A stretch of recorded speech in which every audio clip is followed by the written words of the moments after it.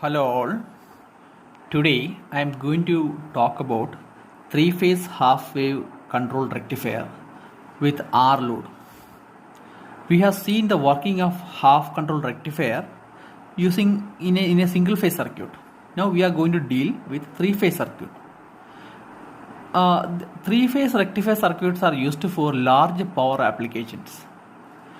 Normally we have seen distribution systems with 11 kV, 33 kV, 66 kV.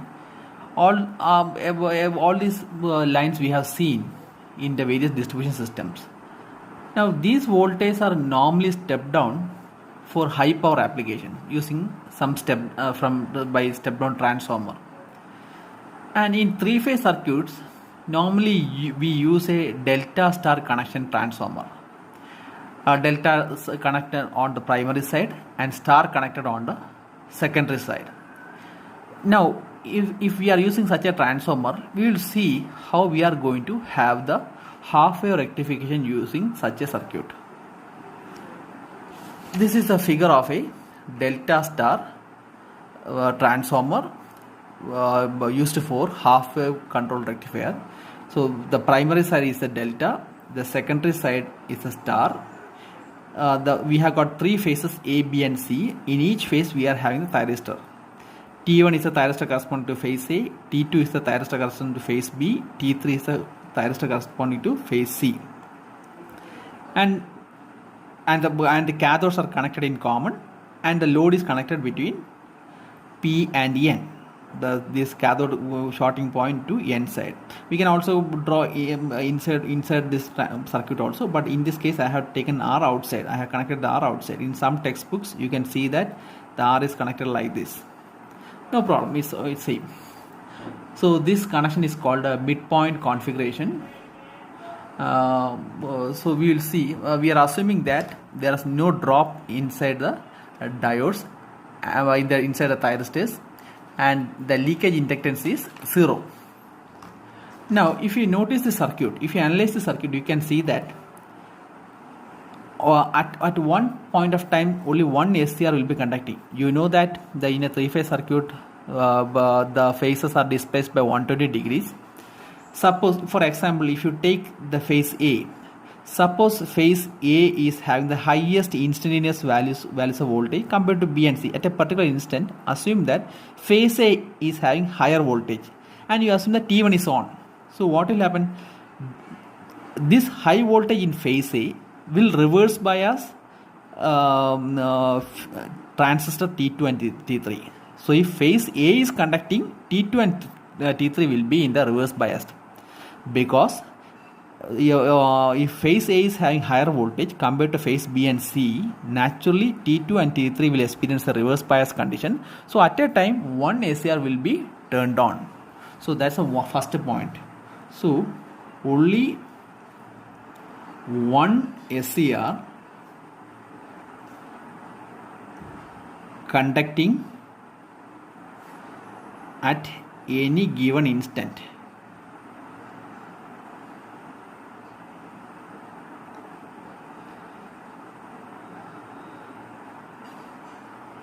And that one SCR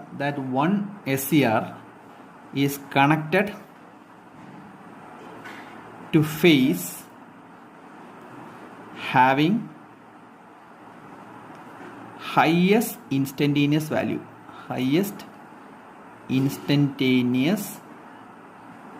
positive value. Now another thing is that no SCR can be triggered below phase angle 30 because of this condition. We will see that when we go to circuit. Now we will see now we will analyze the waveforms A, B and C 120 degree phase shifted. We will see the waveforms right now and how this half-wave rectification is made possible. So this is the three phases A, B and C displaced by 120 degrees. You can see that you just analyze phase A alone. Let us not complicate things. The same will be applicable to other phases also. If you see the phase A, you can see that only when omega t is equal to 30 degrees, phase A will have higher value compared to other phases. See this point, at this point phase A, the phase B is all the positive, it is less than phase A, phase C is negative. At 90 degrees you can see phase A is having the maximum value, phase C and C is negative. So from omega t is equal to 30 degrees to, at this point omega t is equal to 30 degrees to omega t is 150 degrees, you can see that phase A is having the maximum instantaneous value. Beyond that, that is not the situation. So even if you trigger the SCR before 30 degrees, phase A will not be able to conduct. It will be reverse biased by the higher values in any of the other phases. I have already told you that only at one time one SCR will be conducting. So before 30 degrees some other phase is having the highest value, so that SCR may be conducting. Because of that higher value, phase A corresponding SCR, which is T1, will be in the reverse bias condition. So only when omega t is equal to 30 degrees, you can see that phase A has got higher instantaneous values compared to other two phases. And from 30 degrees to 150 degrees, that means a total of 120 degrees conduction angle. Now even if you trigger trigger before 30 degrees, it won't conduct. It will conduct only when omega t is equal to 30 degrees. So when omega t is equal to 30 degrees, what will happen? And if alpha is equal to 0, we are triggering at that point itself. SCR T1 will be conducting. The T1 corresponding phase will be conducting. So the voltage will be coming down. And when it reaches 150 degrees, this is 30 degrees, this is 150 degrees, you can see that phase B is having higher value compared to other two phases. And if you are triggering SCR 2 corresponding to phase B, it will be again conducting. You will be having the same voltage like this, and it will be. And again you can see that at this point phase C will be having higher values. From this point to next to 120 degrees, you can see that phase C is having higher instantaneous values, so it will be conducting like this. So like that it goes. So this is a case, this is output voltage output voltage when alpha is equal to 0, when you are exactly triggering at omega t is equal to 30 degrees. Now before omega t is equal to 30 degrees, you cannot trigger the CR. So the minimum value of alpha can be at this point, omega t is 30 degrees. We can take alpha is equal to 0 here, not here, because this is the least value of alpha that is possible. So alpha is equal to 0 means omega t is equal to 30 degrees. So you can take you can measure the alpha from the cross point. From this cross point, you can measure the alpha. So alpha equal to 0 means you are triggering at omega t is equal to 30 degrees. So this will have the waveform same as that of a diode if you are using instead of an SCR. So this is due to the phase A, this voltage due to the phase B, this voltage due to the phase C. So this will be the output voltage when when alpha is equal to 0 degrees. That means you are triggering at omega t is equal to 30 degrees. I hope it is clear.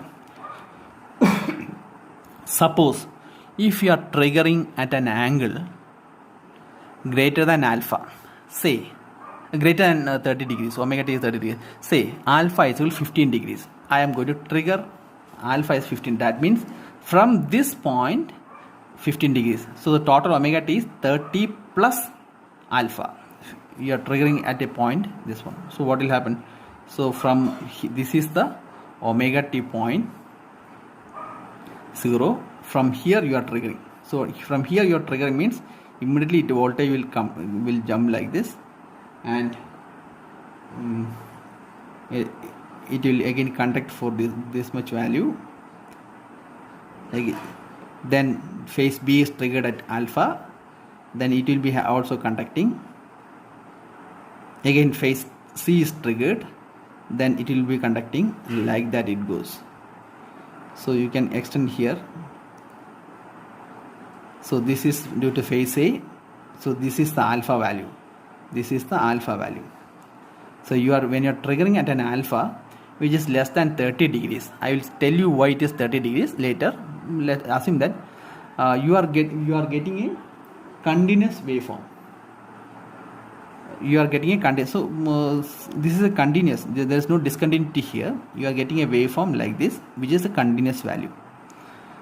Now uh, so this is the waveform. Remember one thing, this SCR cannot conduct beyond 180 degrees, beyond pi. What is the reason for that? Beyond pi the voltage will be negative, the current will be negative, since this is an R load, and current negative is not possible in SCR. Why? SCR is unidirectional device. So the maximum, so you should ensure that you choose alpha such that the conduction will not exceed pi or 180 degree. So that point you should to ensure that it is a continuous conduction. Otherwise you will get a value that is discontinuous, because beyond 180 it won't be able to conduct. Just we will see like that. Suppose we are taking an alpha, greater alpha like this. You are taking alpha here. What you are going to get is, you are getting a waveform like this, and you are it is moving something like this. At 180 degrees, what will happen? At 180 degrees, what will happen? It won't conduct. It will wait for the next trigger to happen, and next trigger again you are triggering like this, and like that it goes. The waveform goes like this. So because beyond 180 degrees, since this is an R load, when the voltage reaches 180, the current will also reaches 180 point. So it cannot conduct beyond 180 degrees for that corresponding SCR, because then the current will also becomes negative. So this is 180 degrees. To ensure that there is no discontinuity, you should ensure that the alpha should be less than or equal to 30 degrees. The alpha should be less than or equal to 30 degrees for continuous conduction mode. If alpha is greater than 30 degrees, you will get discontinuous conduction mode, because when alpha is greater than 30 degrees, to get 120 degree conduction angle, it will cross the omega t is equal to pi value. So as I have already told you, beyond omega t is equal to pi, it will be discontinuous. So to ensure that the 120 degree finishes before 120 degree conduction angle finishes before 180 degree, the corresponding alpha should be less than 30 degrees. If alpha is greater than 30 degrees, if you extend 120 degree conduction angle, it will cross 180 degrees. So what I am telling is that if alpha is less than 30 degrees, it will be continuous conduction mode. If alpha is greater than 30 degrees for R load, it will result in discontinuous conduction mode. Okay, now we will derive the equations. Now we will take we will derive the equations. We will take continuous conduction mode. That means for 0 less than or equal to alpha less than or equal to 30 degrees. Now first one you have to derive is average load voltage.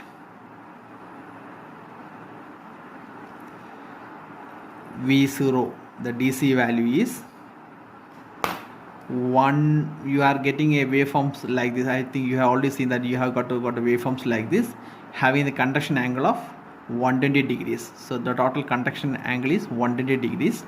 So VDC is equal average 1 by 2 pi by 3 integral of alpha plus 30 alpha plus up to alpha plus 150 degrees. Total conduction angle is 120 degrees. Vm sin omega t d omega t.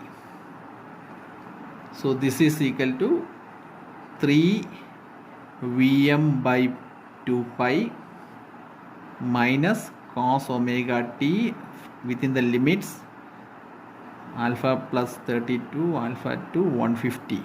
When you substitute, you will get the value 3 root 3 by 2 pi Vm cos alpha. When alpha is equal to 0, your integration will be from 30 to 150. You will get if alpha equals 0, you will get the waveforms or the equations for for diodes, if you are using diodes instead of SCR. Now what will be the average current, average load current?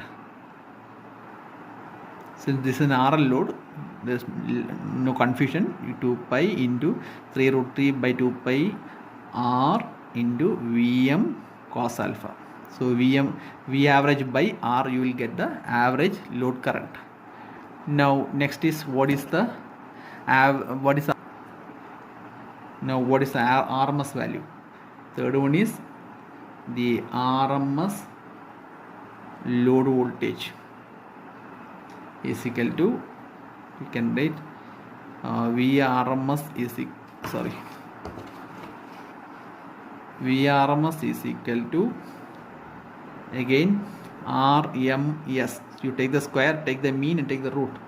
That means Vm sin omega t square d omega t square, take the mean 1 by 2 pi by 3 integral of alpha plus 32 alpha plus 150, then you take the square root. So it's a basic equation. You can solve that. You solve this equation, you will get the values as half plus 3 root 3 by 8 pi cos 2 alpha root. This is the RMS load voltage that you will get. Now we will derive for discontinuous conduction mode. Now for discontinuous conduction mode, DCM, discontinuous mode, that means for alpha between 30 degrees and 150 degrees. What is the average load current? The average load current, load voltage will take first. Voltage is equal to VDC is equal to 1 by 2 pi by 3 integral of alpha plus 30 to 180 degrees. See this? Because it cannot conduct beyond 180 degrees. Beyond 180 degrees, the value is 0. That is why it is a discontinuous conduction mode. Discontinuous conduction mode means the value remains 0 for a finite values of time. So beyond 180, the value is 0. Vm sin omega t d omega t. You solve it, you will get the values as 3Vm by 2 pi 1 plus cos alpha plus 30. This is the value that you will get. The average load current is this value divided by R, you will get the average load current.